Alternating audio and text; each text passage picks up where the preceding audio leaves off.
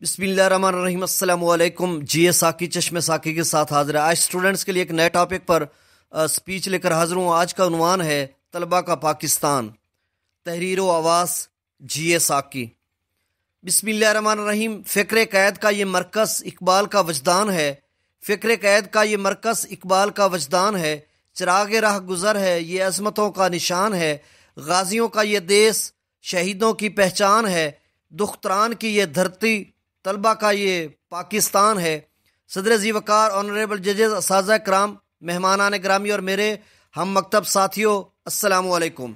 آج میری تقریر کا عنوان ہے طلبہ کا پاکستان۔ میں اپنے سینہ پرسوز کے وجد تار سے، بازو قوت کی مار سے، زبان کی للکار سے اور اپنے تازہ افکار سے اپنے خیالات و جذبات کا اظہار کرنا چاہتا ہوں۔ چمن میں کھلے پھولوں جیسے، اعلیٰ اقدار کے حامل اصولوں جیسے، نشیب سے فراز تک جھولتے جھولوں جیسے، قلم کے شوقین، کتابوں کے شیدائی، علم کے طلبگاروں، ملت فردا کے معماروں، معاشرے کے مغز، سماج کے آئینوں اور مادر وطن کے کل جو اپنے سینہ پرسوز میں علم کی شمع کو فروزاں کر رہے ہیں، ان طلباء اور لاکھوں قربانیوں کے حاصل، اقبال کے خوابوں کی تعبیر، قائد کے افکار کی جاگیر، پاکستان کی یعنی طلباء کے پاکستان کی بات کرتا ہوں۔ دل کو جلا کے دی ہے زمانے کو روشنی، دل کو جلا کے دی ہے زمانے کو روشنی، جگنو پکڑ کے ہم نے اجالا نہیں کیا۔ صدر علی وقار، اگر میں تصور کی دنیا میں جاؤں تو تحریک پاکستان کا ہر منظر میرے لیے ازر من الشمس ہے کہ طلباء دیوانہ وارہ اپنے طلسماتی شخصیت کے حامل لیڈر قائد اعظم کی بصیرت افروز تقریروں میں جوش و جذبہ سے لے کر رہیں گے پاکستان بن کر رہے گا پاکستان۔ پاکستان کا مطلب کیا؟ لا الہ الا اللہ جیسے فلک شگاف نعروں سے سرزمین ہندوستان پر بھونچال پیدا کر رہے ہیں۔ تاریخ شاہد ہے، یہ مبالغہ رائے قرین قیاس ہی نہیں بلکہ حقیقت ہے کہ تعمیر پاکستان میں طلبہ کا کردار لائق تحسین اور قابل فخر و تقلید ہے۔ بغیر اس کے کہاں ممکن تھی شناخت میری، بغیر اس کے کہاں ممکن تھی شناخت میری، میرا وطن میرے شجرہ نسب کی طرح ہے۔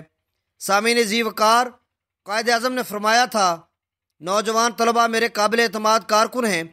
تحریک پاکستان میں انہوں نے ناقابل فراموش خدمات سر انجام دی ہیں۔ طلباء نے اپنے بے پناہ جوش اور ولولے سے قوم کی تقدیر بدل ڈالی۔ اب جس کے جی میں آئے وہی پائے روشنی، اب جس کے جی میں آئے وہی پائے روشنی، ہم نے تو دل جلا کے سرعام رکھ دیا ہے۔ صدر ذی احتشام، قربانی اسلاف کی یہ دھرتی، معطر موسموں کا یہ دیس، بے شمار نعمتوں کا خدا داد انقلابی خطہ اللہ تعالیٰ کے فضل و کرم سے مالا مال ہے۔ کہیں گنگناتی آب شاریں تو کہیں نیلے پانیوں کی شفاف جھیلیں، کہیں سبز لحاف میں ڈکی فلک شگاف پہاڑوں کی جنت نظیر وادیاں باد و باراں سے رقص کرتی ہیں۔ معطر ہواؤں کے پرکیف جھونکے، مظاہر فطرت کے دل فریب نظارے، میدانی علاقوں کے لہلاتے کھیت، ریگستانوں کی چمکتی ریت کے سنہری زرے، بحر بے کراں کی تند و تیز لہریں، یہ سب دھرتی پاک کے امتزاج ہیں۔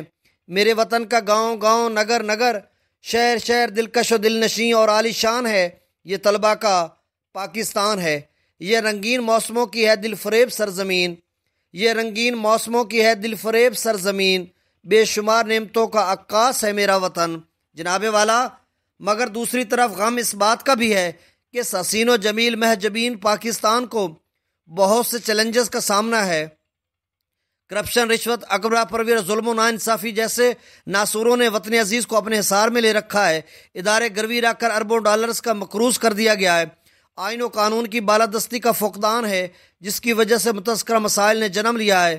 مل ہی جاتی کبھی ان خوابوں کی تعبیر کہیں، مل ہی جاتی کبھی ان خوابوں کی تعبیر کہیں، تیرے وہ خواب مگر ہم سے سنبھالے نہ گئے۔